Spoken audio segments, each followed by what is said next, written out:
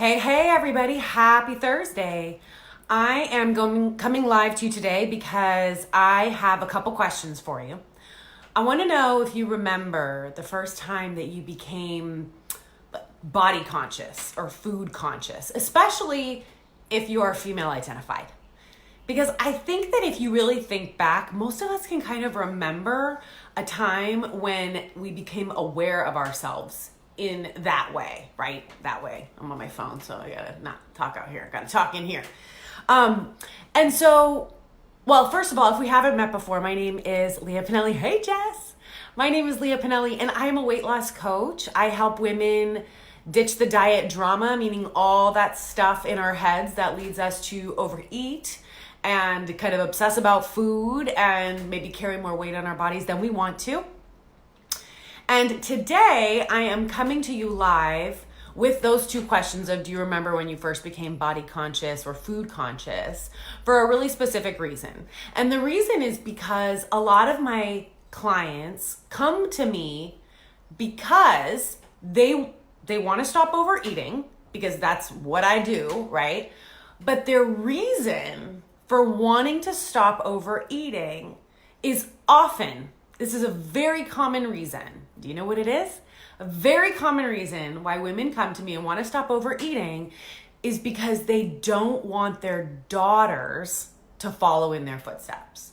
Because they want to be better role models for their daughters. Because they are terrified of their daughters. And a lot of my clients, their daughters are literally 2 years old. But I also have clients whose daughters are in their teens and even college, right? And yes, right, Jessica, they are terrified that their daughters are going to inherit or adopt the same overeating compulsion that they have, right? So they might start to notice that their daughters are already having some unhealthy behaviors around food or body image, right? And as moms, all we want to do is help. All we want to do is we tell our daughters how beautiful they are, how strong they are, how they don't need to worry about any of that, how they should be empowered and free in their bodies, and, body diversity is beautiful, and we tell them all of these things. But then we sneak in the kitchen after dinner, right? And, take a few extra scoops of the pasta that we had while we're putting it away, or eat those cookies, or whatever it is in the house that we can find. I was just talking with a client yesterday who has no sugar in her house, and so she'll make something with sugar in it, right? Because we're craving and finding dried fruit or whatever it is. And yet here we are trying to empower our girls to be different, but then we are showing them something completely the same as what they're getting. So today I am going to give you, not only are we going to talk about this topic a little bit, but I'm also going to give you 4 ways at the end of this live. I'm going to give you 4 ways that you can take action right now, today, to end this cycle with you and your daughter, or your daughters. And by the way, I have lots of clients who don't have daughters. I personally don't have a daughter, but I have a background in working with teenage girls in particular I like to call myself a teen girl empowerment curator. I used to run girl circles and things like that, empowering girls to love themselves exactly as they are and to be empowered to go out into the world and lead that way. And so even if you don't have a daughter, this is still worth watching, because I bet you know a girl, right? I bet you know a teen who could use a really positive role model in that way. And that's all we want to do, is be positive role models in that way for our kids. So here's the other super scary part about all of this, right? Is on the one hand, here we are as moms, and we're telling our kids one thing, but then we're doing another, right? We're overeating, we're showing our kids a struggle with food. Maybe we're constantly on a diet, right? This vicious cycle of dieting and then failing and feeling bad about our bodies. And then we're telling our daughters that they should feel amazing and free, but yet we won't go to the beach and put a bathing suit on, right? We can't be trusted around ice cream, right? So we're totally showing them the opposite of what we're saying. And not only is that that's confusing at best to our daughters, but also they are smarter than that. They see you. They are watching you, right? So they know what's up. And in fact, hola Diana. So in fact, what happens is daughters okay, and just stay with me for a second because this might terrify you a little bit and you're gonna like maybe go into this spin of feeling even worse about yourself than before. But there's research that shows that girls whose mothers diet have a higher chance of developing disordered eating at some point in their life. Disordered eating is a broader term for eating disorders such as bulimia, anorexia, binge eating, binge and purge, things like that, right? Orthorexia. So that's the bad part is you think you're just on this innocent little diet. I'm just trying Weight Watchers because I want to, clean up my eating. But in the meantime, your daughter's watching you. And there's nothing wrong with trying Weight Watchers, but it is literally the words out of our mouths and the actions that we take about ourselves that is making the difference to your daughter. So she's not being fooled when you tell her that she should love her body exactly how it is.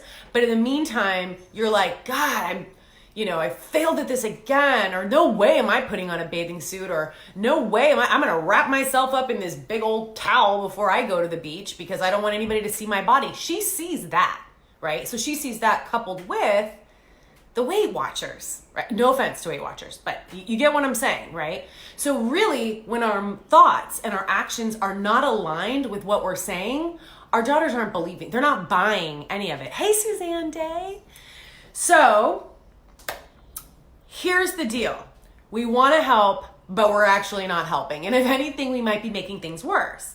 So I told you that I'm going to give you 4 steps that you can start doing right now that can help you to not only be a better role model for your daughter, but to actually start feeling better for yourself. Because in the long run, I personally think, I'm flipping my notes to my 4 points, I personally think that if you decide to commit to the work of feeling better about your own body and your own relationship to food, to committing to ending the overeating and that struggle with your body, if you commit to that, I honestly think that is probably one of the biggest gifts you could ever give a girl, right?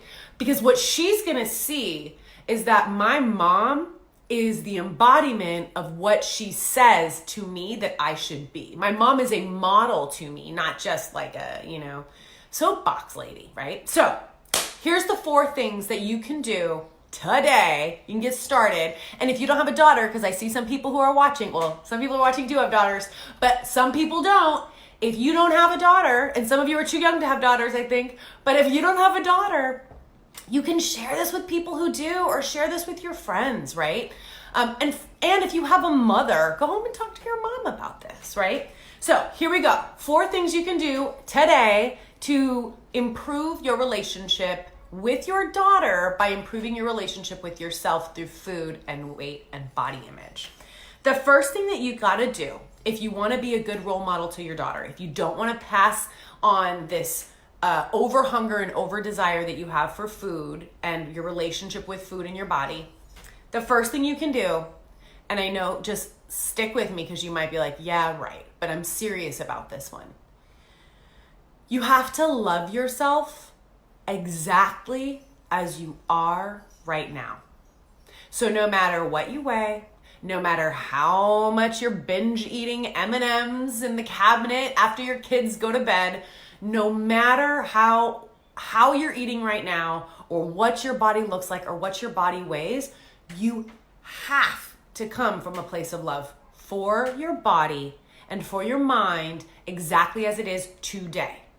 Because that is what you expect your daughter to do as well, right? Right? Am I right? I'm right. So you have to do the same thing for yourself. Because the only real change that happens, the only lasting change that happens when it comes from a place of love. I'm serious about that. This is not just me like blowing smoke up your ass. I am dead serious. This is the most important thing. And that is why it's my number 1 on the list of 4. Number 2. And by the way, a lot of people will say to me, when I say you have to come from a place of love, you have to love yourself and your body and your weight and food for exactly what it is right now. People worry that, well, if I love myself for exactly as I am right now, like then I might never change, right? Then I might blow up into some 400-pound human being that's out of control with food and I can't stop and yada, yada, yada, yada. And the truth of the matter is that has nothing to do with love, right? And in fact, when you really, really love yourself, when you really deeply love yourself, you don't have to worry about coming from a place of being out of control, right? We tend to get out of control when we are treating ourselves as children. We are putting restrictions and using willpower and all those things that we know don't work. That's when things tend to get out of control. But when you are truly coming from a place of love, it's kind of like when you think about your own child, right? If you have children, you think about your own child, or maybe a child that you loved and you love and have watched grow. When they're babies, you love them as babies. And then when they're toddlers, you love them as toddlers. And then when they're at school age, you love them as school age. You're not like, oh, well, if I love you as school age, then maybe you're never going to grow up to be a responsible adult. Like, that doesn't make any sense. You just love them all the way through. Even though you know that they're changing and they're going to change and they're going to continue to change, you don't stop loving them because they're not like fully formed adults yet. That makes no sense. And it's the same with you. Just because you maybe have changes you want to make in your life doesn't mean that you don't still love yourself exactly as you are right now, right? And you could still make changes and love the changes. Love it the whole way. Okay, back to number 2. If after you have really fully committed to loving yourself, like deeply loving yourself exactly as you are, if then you still want to change, you're going to do that from a place of loving yourself as well. So I kind of hit on that in point 1, but all change has to come through love. So that's points 1 and 2. Loving yourself exactly as you are right now. Ooh, Suzanne, good question. What are ways to learn how to love yourself though? I love that question. So there are so many ways. And actually, Suzanne, I'm going to make a little note right now. How to learn to love yourself. I'm going to do a separate live on that because that's a whole nother live. I'm going to do a separate live and I'm going to tag you and I will announce it ahead of time so that you know that it's coming. Okay. So how to love yourself. That is so good. And in fact, I'll make sure I do it in 24 hours so that you get your answer right away. Okay. So number 3, or maybe I can even answer that. Yeah. Give me a minute. Number 3, you want to, and this actually will help to answer some of your questions, Suzanne. Surround yourself with positivity and love. And what I mean by that is I like to do something. I used to do this with my girl circles all the time. And I highly recommend that everybody does this, no matter how you're identified gender-wise. You want to do an environmental detox. And what I mean by that is you want to literally like go through your house, go through your social media feeds, like do an entire detox. And you really want to look at what are the things that I'm surrounding myself with that lift me up and when I say lift me up, I'm talking about like make you feel good inside about yourself. What are the things that lift me up and make me feel good? And what are the things that don't? And social media is one of the biggest culprits of this because we will follow people that we think are, yes, you are the product of the things in your environment. Exactly. So we follow people on social that we think inspire us.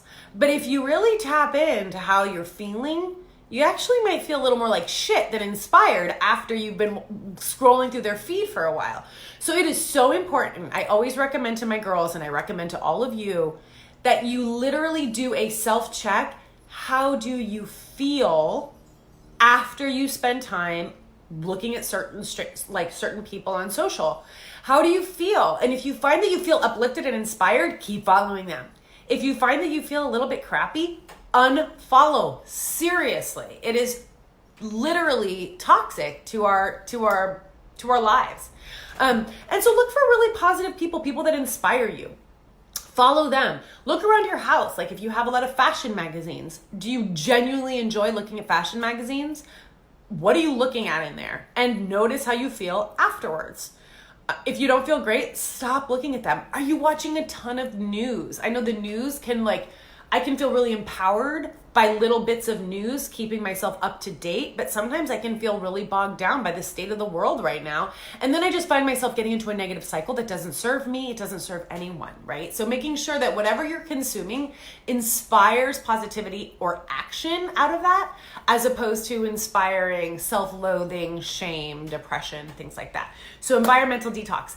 And threading back to Suzanne's question, what are ways to learn how to love yourself? One of those ways is by really treating yourself as if you deserve to feel good, right? Like you deserve to be surrounded by things that make you feel good. All right, number 4, the last thing that you can do for your daughter so that you can break the cycle of, mom overeating, daughter disordered eating, or mom disordered eating, daughter disordered eating. Mom unhealthy relationship with food and eating, daughter unhealthy relationship with food and eating. The last thing that I recommend, number 4, is that you get yourself a guide or a cheerleader or a coach to help you along the way. There are real live solutions to this problem.